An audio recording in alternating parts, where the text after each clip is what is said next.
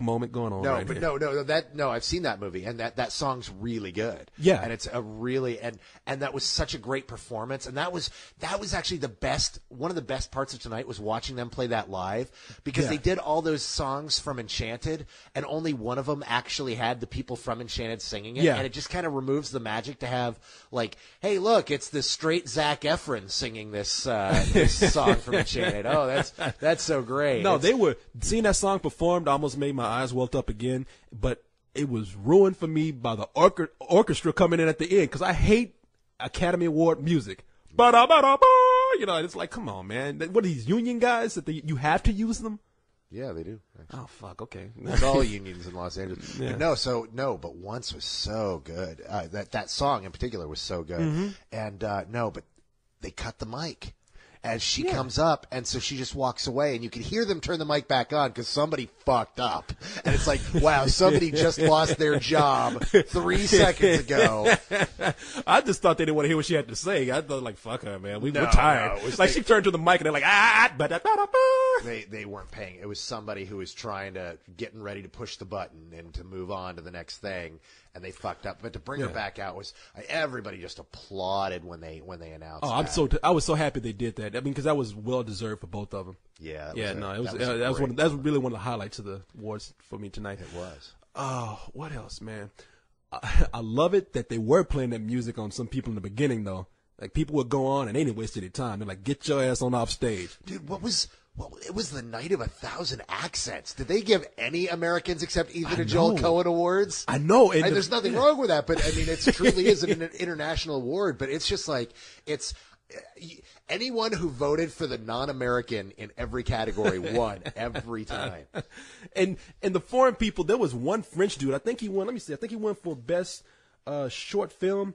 Anyway, there was a French dude, and he got up there and he looked like he was in front of a firing squad. Like he was about to get shot. He was like, we are. Wasn't that the guy who won for doing makeup on La Vie en Rose? No, though. I don't know. That was the French guy. I don't know. I don't know. It was a French dude. I know he got up there and he was clutching that award like somebody was going to take it from him, and he was just like, I'd like to thank, oh God, please don't kill me. And I was like, what's wrong with this dude? And then there was two people who looked like they just got through, like they just got through smoking weed because they didn't know they were going to win, and they called them up there like, oh fuck. Speaking of that, dude, did you see how stoned Harrison Ford was? Do you think he was? Oh, dude, he's one of Hollywood's most notorious potheads. I'm not gonna say he was. Man, we don't know if he was stoned. I mean, if he was, more dude, he power came to out. him. He was stoned. Come on, the guy was stoned out. He might have been happy because he just got a piece of ass before the show started. I don't know. We don't know if he was stoned. Come on, I'm not gonna say he was, man. If he's a pothead, who cares? I don't have nothing against weed, but no, but nobody's bitching about the fact that he's doing weed. The fact was, did you see how stoned he was? It was because you're like defending, saying, "Oh God, I don't know if we could say that he was stoned," but you know what I'm talking about. He was not in his right mind. There was something. There was something about that man. Man, you make it sound like he got on stage like, "What the fuck is up, y'all?" No, he was. I'm fucking Indiana Jones. He might as well have, dude. He was not on this plane. He was not in our realm. Yeah, fuck it. I'm Temple of Doom and shit, man. What's up? Yeah, yo. What's up? Holla at Callista. Yeah, I'm fucking Callista Flockhart, that fucking skeleton, man. But man, there were two people came out and they actually requested that the music come on. The girl was like, shit, music. Oh no, that was one of my favorite moments of tonight. You got someone who gets an award for best sound editing. And that woman then says music at the moment that the music keys up. That is the magic of being a sound editor. No, that's cool. Yeah, no, I thought that. I wish more people music. Did that. Shit, okay. Oh, here's something to bring up. What? The in memoriam segment. Okay, what about that? That always makes me sad. But what about that? Someone was missing. Brad Renfro. Brad Renfro was not in the in memoriam, but he died a week and a half before Heath Ledger. Heath Ledger was in it, but no Brad Renfro. Somebody had mentioned that. I didn't have time to look it up during the updates, but let me see here. Somebody on my page, and I want to give this dude props for bringing that up. Let me see who this dude is. Oh, not that fucking page. Hold on. Yeah, somebody emailed me or put on my page and said, "Man, what about Brad Renfro?" And I was like, "Shit, you got a point there." Well, yeah, no, I was over at my buddy's house, and he had posted that in his running blog, and it got out pretty quick. I think that's going to be one of the big things everyone's talking about. Tomorrow is, dude, what the hell happened with Brad Renfro? Yeah, hi guys. Speaking of people who are high. Oh wow! Oh, so Harrison Ford reads the site now. Harrison Ford emailed us and said, "Hey man, what about fucking Brad Renfro?" No, it was the high guy said, "What about Brad Renfro?" And I was like, I didn't know when he had died. Honestly, I didn't know. Did he really die before Heath Ledger? Heath Ledger. No, that was Wow. one of the things, because Heath Ledger was the second that died that way, and it was kind of like, oh, what's going on? Damn, man, that sucks that your career is so shitty that the Academy Award doesn't even know when you died. Poor Brad. Well, hey, Brad Renfro, we remember you here. Play the sad music. Showing scenes from Abby Pupil 10 years ago before he became a junkie and a lame actor. So there's the Brad Renfro memoriam. Was he in Ghost World? Oh God, I don't even remember. I don't know. It doesn't matter. Whatever. He's gone now. No, the funniest thing to me was, and I got the dude's name right here, the art director guy, Robert Goyle. Is that? Oh, dude, Robert Boyle. Boyle, okay. I think it was Boyle, yeah. Goyle, but we don't know. Yeah, we're real professional here, people. But that dude, when they brought him out, first of all, Nicole Kidman, whoever else was, they were pretty much lifting him up and breaking him out. I was like, why didn't they put this poor man in a wheelchair or something? Oh no, because it's kind of a big. I mean, the guy. When you listen to the guy talk and give his speech, dude, he was referring to his good friend Hitch. What? Hitchcock? Yeah, not Hitchcock. His buddy Hitch. Like Will Smith? He wasn't.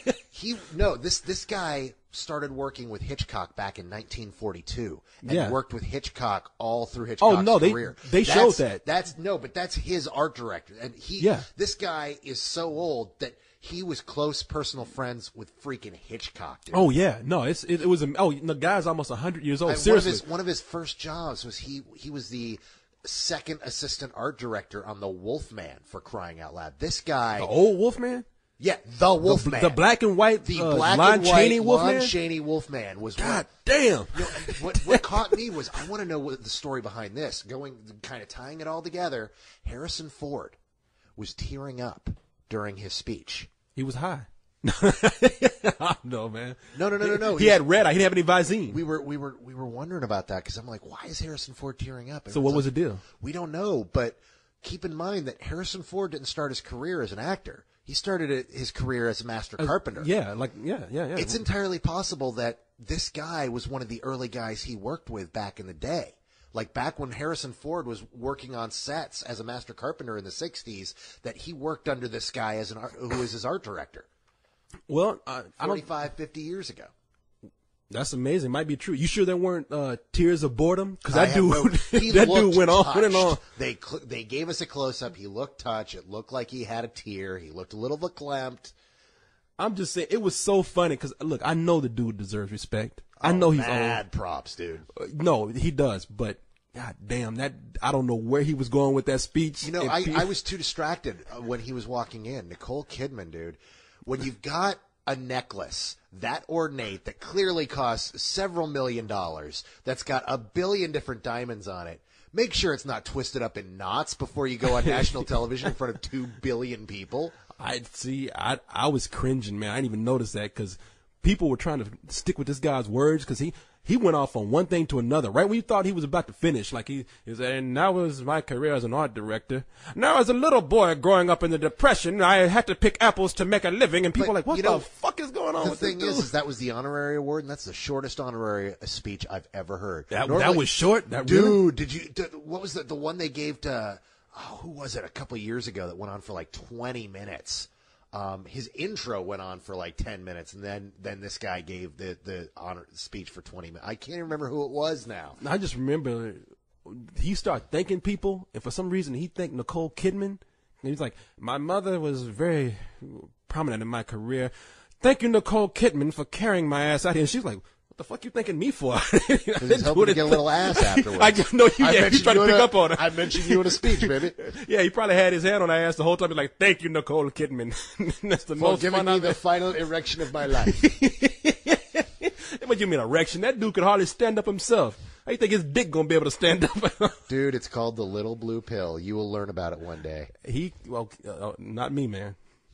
No Not you. Smurf pills for me. You say that now. You're going to be 70 years old and still picking up Spill crew members. The day that I can't do that, and I don't do that, by the way. The day that You always got to say, I don't do that. Because you make it sound like I'm on there trolling for the chicks. Hey, baby, you know I created this site, you and don't Ryan, you? man. Me and Ryan cruising for chicks. Hey, Ryan, you pick up anybody tonight? Hey, Ryan, smell my finger. No, there's That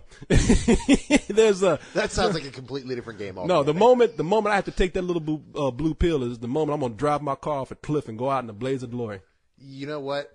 Can we make $100 bet on that too? Because I would love that. Actually, we'll have to go with inflation on that one. No, I'm not going to make a bet on that. No, the minute that shit stops I ain't working, making a bet on that at all. Doctor, give me something to get the plumbing working again. There are too many 18-year-old women in this world that need to be plowed by the courster. That's a joke, people. Okay. Yeah, that's not a joke. That is a joke. No, he will really keep plowing the 18-year-olds as long as he can. That is the biggest joke. Come on now. Nicole Kidman's going to be like carrying your ass out at 8 years old. You're still going to be like groping 18-year-olds. No, why are you doing this to me, man? Why are you doing this to me? Because we're bros, and that's what bros do. I want you to admit to these people that you were full of shit. You're not going to do it, are you? Okay, Korey, you are full of shit. I admit that. I admit that you are full of shit and that you will grope any 18-year-old you get a chance to. Oh, let's see now. Oh, look at how Carla's doing on here. Hey, how you doing? Yeah. No, I'm kidding. No, Jason over it. See, that's the beautiful thing about the way that we have the pictures set up is it's set up so that Korey can go immediately to the hotter looking girls on clicking on the profile. I guarantee you that if we did a check on the number of click throughs we get more click throughs on. Actually, that is not fair. I am a very equal opportunity welcomer on the site. I go to man and women's site mainly because a lot of them don't have their pictures posted up. No, that's not why. But I do that. No, overall, listen, the Academy Award. Yeah, I'm changing the subject. Changing the subject. Yeah, overall, the Academy Awards, great. What am I talking about? You got my mind all scatterbrained. You're thinking about the girls of Spill. You're like thinking great. About, Yes. They're great. They're wonderful, firm, and so. Yes. Oh wait, we're talking about the Academy Awards. Yeah, we're talking about magnificent. No, the Academy Awards tonight, not one of the best, but not one of the worst. Actually, I really enjoyed it. I had a lot of fun. It never really dragged all that much. And, man, Jon Stewart really kept it light and fun. And no, he did. There were some moments in here that they had, and there were moments of, this is why we hate the Academy Awards. That whole thing of a tribute to binoculars, that was bullshit. Well, that was, you know what that was. That was bad writing?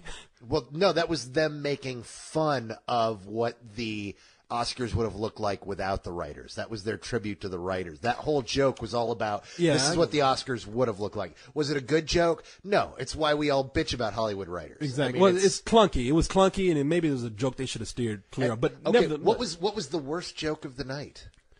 I think the worst joke of the night did come from Jon Stewart. Harrison Ford? The Harrison Ford car dealership thing. Hurt. And he started out with a bomb too in the very beginning. There was something he bombed on. Nobody laughed, and I can't remember what it was. It was too far gone, but that one was worse. Yeah, that was, and you could tell on his face that he knew. He was like reading the teleprompter, saying, "Oh, you got to be fucking kidding me! I'm not going to say." See, that's one of those jokes. The next person is either an international film star or a car dealership. Harrison Ford. That's one of those jokes you come back and you say, look, they made me read that shit, okay? I didn't want to do it. Dude, how about that great Steve Carell moment early on where he's always looking for attention? What was that all about? Oh, they were joking with each other.